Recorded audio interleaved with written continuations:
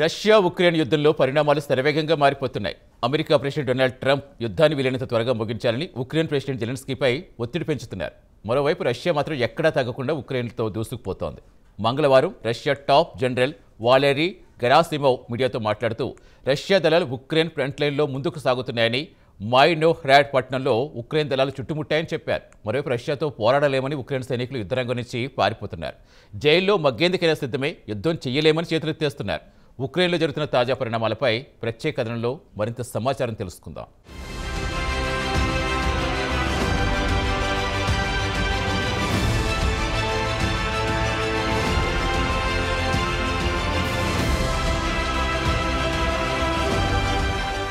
Russia Ukraine యుద్ధం ముగింపునకు పలు అడ్డంకులు ఏర్పడుతున్నాయి. గత 4 ఏళ్ల నుంచి కొనసాగుతున్న యుద్ధాన్ని ముగించాలని అమెరికాతో పాటు యూరోపియన్ యూనియన్ నాయకులు కూడా తమ వంతు ప్రయత్నాలు చేస్తున్నారు. ఇక తాజాగా అమెరికా ప్రెసిడెంట్ ట్రంప్ చురుకుగా పావులు కదుపుతున్నాడు. యుద్ధానికి పరిష్కారం చూపుతానని చెప్పి ఒక ఫార్ములాను జెలెన్స్కీ ముందుంచాడు. ఇక ట్రంప్ చెప్పేదేమంటే రష్యా ఉక్రెయిన్లో 20% భూభాగాన్ని ఆక్రమించింది, ఆ భూభాగాన్ని ఇచ్చేయాలని ఆయన సలహా ఇస్తున్నాడు. దీనికి జెలెన్స్కీ నిరాకరిస్తున్నాడు. ఇక జెలెన్స్కీ వాదం విషయానికొస్తే ఒకవేళ తాను 20% భూభాగం ఇచ్చినా భవిష్యత్తులో మరోమారు పుతిన్ తనపై యుద్ధానికి దిగడని గ్యారంటీ ఏముందని ట్రంప్ను ప్రశ్నిస్తున్నాడు. తనకు గ్యారంటీ ఇవ్వాలని డిమాండ్ చేస్తున్నాడు. ఈ క్రమంలో ఆయన గత సోమవారం లండన్లో బ్రిటన్ ప్రధానితో పాటు యూరోపియన్ నాయకులతో సమావేశమయ్యారు. వారు కూడా ట్రంప్ ప్రతిపాదనను వ్యతిరేకించారు.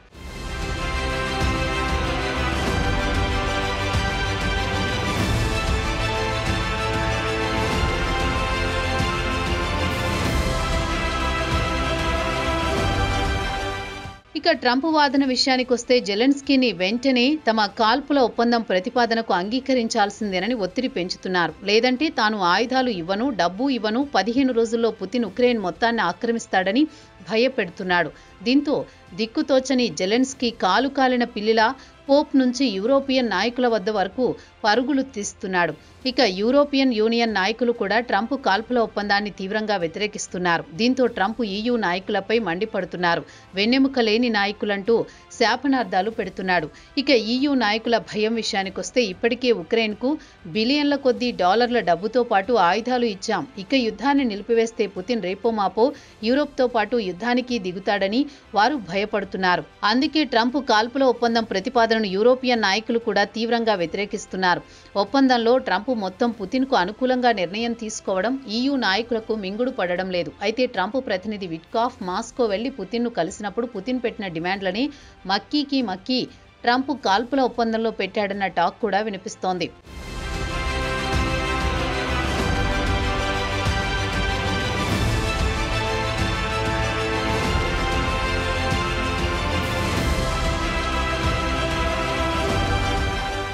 ఇదిలా ఉంటే రష్యా మాత్రం యుద్ధం ఎక్కడా తగ్గడం లేదు. ఉక్రెయిన్లో దూసుకుపోతోంది. మంగళవారం నాడు రష్యా టాప్ జనరల్ వాలెరీ గెరాసిమోవ్ మీడియాతో మాట్లాడారు. ఉక్రెయిన్లోని మైర్నోహ్రాడ్ పట్టణంలో ఉక్రెయిన్ దళాలను చుట్టుముట్టామని చెప్పారు. రష్యా ప్రెసిడెంట్ వ్లాదిమిర్ పుతిన్ మాత్రం మైర్నోహ్రాడ్లో ఉక్రెయిన్ దళాలను ఓడించాలని ఆదేశించారని చెప్పారు. తూర్పు పోక్రోవ్స్క్ వద్ద ఉన్న చిన్న పట్టణంలో యుద్ధం ప్రారంభం కావడానికి ముందు ఈ పట్టణంలో జనాభా 46,000 మంది ఉండేవారు. కాగా మైర్నోహ్రాడ్ పట్టణంలో 30% భవనాలను తమ అదుపులోకి తీసుకున్నామని ఆయన చెప్పారు. అయితే ఉక్రెయిన్ మాత్రం రష్యా వాదనను ఖండిస్తోంది. పోక్రోవ్స్క్ ఇంకా తమ ఆధీనంలో ఉందన్నారు. మైర్నోహ్రాడ్లో యుద్ధం కొనసాగుతోందని, ఈ యుద్ధంలో రష్యా భారీ మూల్యాన్ని చెల్లించుకుంటోందని ఉక్రెయిన్ చెబుతోంది.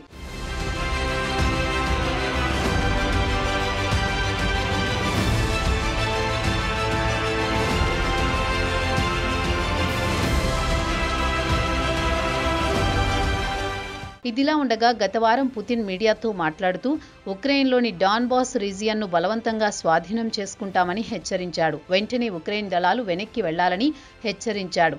అయితే కీవ్ మాత్రం పుతిన్ బెదిరింపులకు లొంగడం లేదు. ఇదిలా ఉండగా మరోపక్క ట్రంప్ ఒత్తిడి పెరిగిపోవడంతో జెలెన్స్కీ ట్రంప్ ప్రతిపాదించిన 28 పాయింట్లను సవరించాలని కోరుతున్నాడు.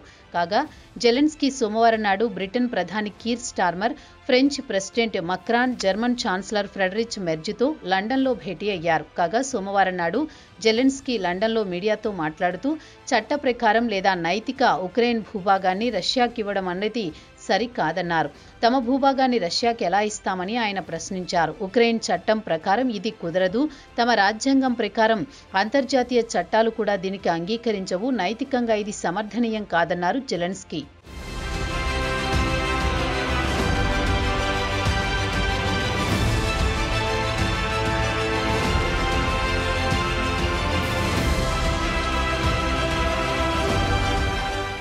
ఇక ట్రంప్పై కూడా జెలెన్స్కీ అసంతృప్తి వ్యక్తం చేశారు. గతంలో ప్రతిపాదించిన శాంతి ప్రతిపాదనకు తాజాగా తన ముందుంచిన 20 పాయింట్ల ప్రతిపాదనకు చాలా తేడా ఉంది.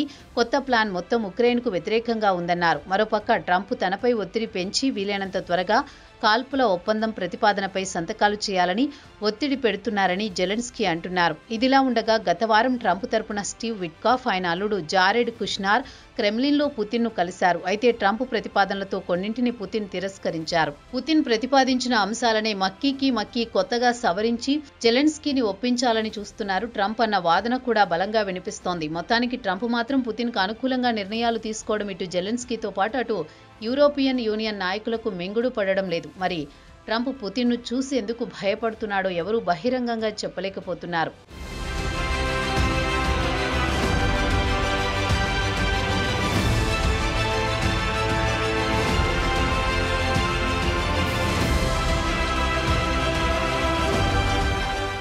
ఇక ఉక్రెయిన్ విషయానికొస్తే యుద్ధరంగం నుంచి సైనికులు పెద్ద సంఖ్యలో పారిపోతున్నారు. కీవ్లో యువకులు కనిపిస్తే బలవంతంగా సైనిక శిక్షణ ఇప్పించి ఫ్రంట్ లైన్ కు పంపుతున్నారు. సైనిక శిక్షణ పెద్దగా లేకపోవడంతో యువకులు ప్రాణాలు కోల్పోతున్నారు.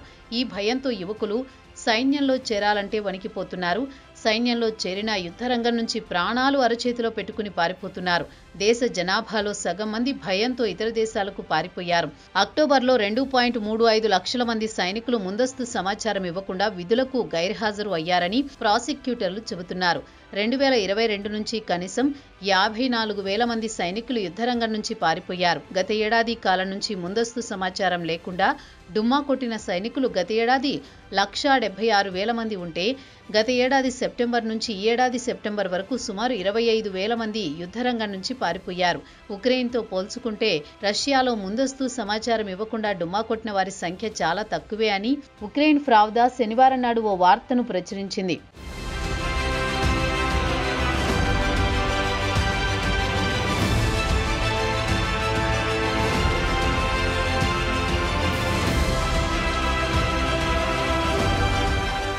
ఇక ఉక్రెయిన్ సైనికుల కొరతతో తీవ్ర ఇబ్బందులు పడుతోంది. దీంతో రష్యా ఉక్రెయిన్లో పెద్ద ఎత్తున భూభాగాన్ని ఆక్రమిస్తూ పోతోంది. గత నెల నవంబర్లో రష్యా దళాలు తూర్పు ఉక్రెయిన్లో సుమారు 500 చదరపు కిలోమీటర్లు స్వాధీనం చేసుకుంది.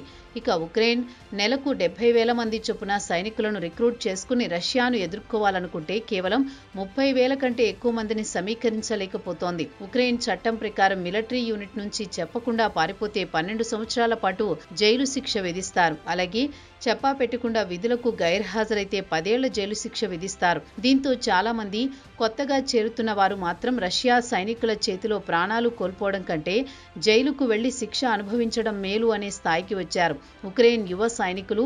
అయితే సైన్యం నుంచి పారిపోయిన వారికి ఓటు హక్కుతో పాటు పెన్షన్ నిలిపివేయాలని ఆలోచనలో ప్రభుత్వం ఉన్నట్లు చెబుతున్నారు. మొత్తానికి యుద్ధంలో ఉక్రెయిన్ క్రమంగా పట్టుకోల్పోతోందనేది మాత్రం వాస్తవం. దీనికి తోడు జెలెన్స్కీ సహచరులు మిలియన్ల కొద్దీ డాలర్లు అవినీతికి పాల్పడడం, దేశం నుంచి పారిపోవడం కూడా జెలెన్స్కీకి పెద్ద దెబ్బే అంటున్నారు మిలిటరీ వెటరన్స్.